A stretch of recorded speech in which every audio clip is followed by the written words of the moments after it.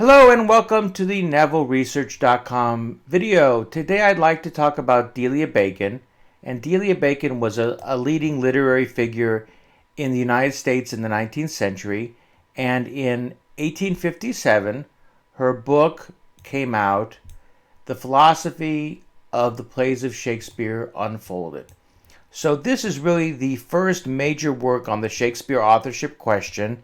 And it was also an important new work offering a political analysis of the works of Shakespeare. And we have some good research on this. This article from 2007 by Professor Nancy Glasner gives us some good background information on Delia Bacon. So the first point I want to make is the article explains that although Bacon is often remembered as a proponent of Francis Bacon's authorship, her book really argued that one or several of a school of brilliant men wrote the plays. So she had what is called a group theory of authorship. She thought a group of people wrote the plays. She thought that Francis Bacon was involved with that group, but she did not think that Francis Bacon wrote the works of Shakespeare. It was actually later people came after her who really proposed Bacon's sole authorship of the works of Shakespeare. And the article goes on to explain that Bacon's other and more important emphasis on the political import of Shakespeare's plays continued to lurk on the margins of Shakespeare's studies. Delia Bacon had a lot of important insights into the political meaning of the works of Shakespeare. And a lot of that was not being studied carefully at the time, but she recognized that important aspect of the works of Shakespeare, and that led her to the Shakespeare authorship question, to doubt that William Shakespeare wrote the plays. And another interesting thing in this article is it talks about this review from 1857. So Delia Bacon's contemporaries also recognized her subtle analysis, her deep insight, her penetrating research.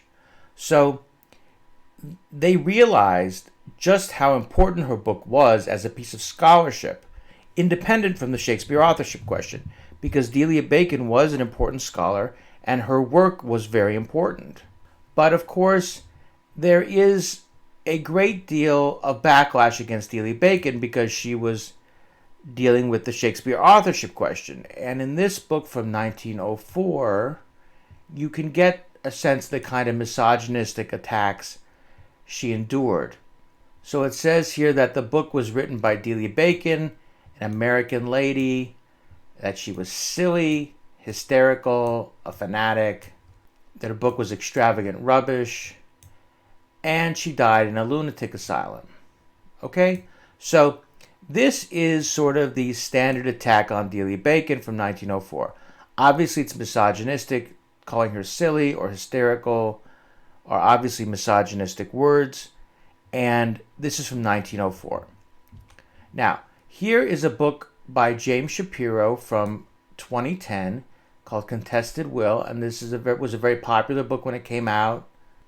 Shapiro does the exact same thing. He says she's a crank and a mad woman.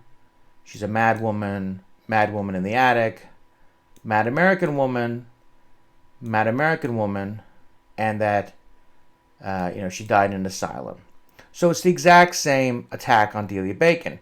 Now, I've been criticized for saying that James Shapiro wasn't saying these things himself, that he really was just talking about the reception of Delia Bacon's work. Well, let's take a look at this and see if that's correct. So this is all in James Shapiro's voice, and he wrote this himself. And he describes some kind of romantic relationship that Delia Bacon had, and he says that romantic relationship was the most humiliating thing that ever happened to her, that it made her suspicious, and it made her desperate than ever to achieve renown. And then he says that her theory can't be untangled from this crisis, as well as from her later insanity. Okay? So what he's saying here is that she had some sort of relationship, that it made her desperate to achieve renown, and that she was insane, and so that we can't untangle these things from her theory, whether that caused her theory to be the way it was. So obviously, he is directly attacking her personally. He is not taking her ideas seriously. He's trying to attack her as a person in order to make his point. And I will leave it to you to think about what that means and whether that's an appropriate thing for a scholar to engage in dealing with another scholar's work. Now, here we have an earlier book, actually, Jonathan Bates, The Genius of Shakespeare. He's another professor of Shakespeare, and he has a sort of, the section title is An Excellent Private Asylum. So he's focused here on Delia Bacon's supposed mental illness, and he says that if the father of anti-Stratfordians was William Henry Ireland, the forger, the mother was Delia Bacon.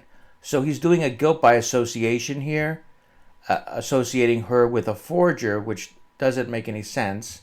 She had nothing to do with him. And then Jonathan Bates says that no prizes are to be awarded to readers guessing the surname of Delia Bacon's chosen candidate for authorship. But as we saw before, Delia Bacon actually had a group theory. She did not suggest that Francis Bacon wrote the works of Shakespeare. So this is an error. This is a misrepresentation.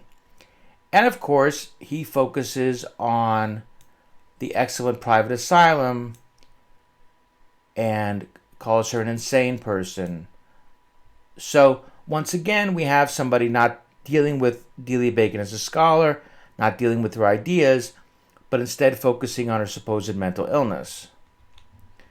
And this example is a little extra disheartening to me. This is the Oxford Companion to Shakespeare, and it's a reference work. It's intended to be a reference work. And if you look up the section on Delia Bacon, it makes the same error. It says that the plays had been written by Sir Francis Bacon, that was her theory, which it wasn't. And then at the end of the entry, it says, after an aborted attempt to dig up Shakespeare's grave in Stratford, Bacon became wholly mad and died in an institution in 1859. So, we're dealing with this kind of nasty attack, right? So instead of being an objective and appropriate reference work, they're talking about her supposed mental illness.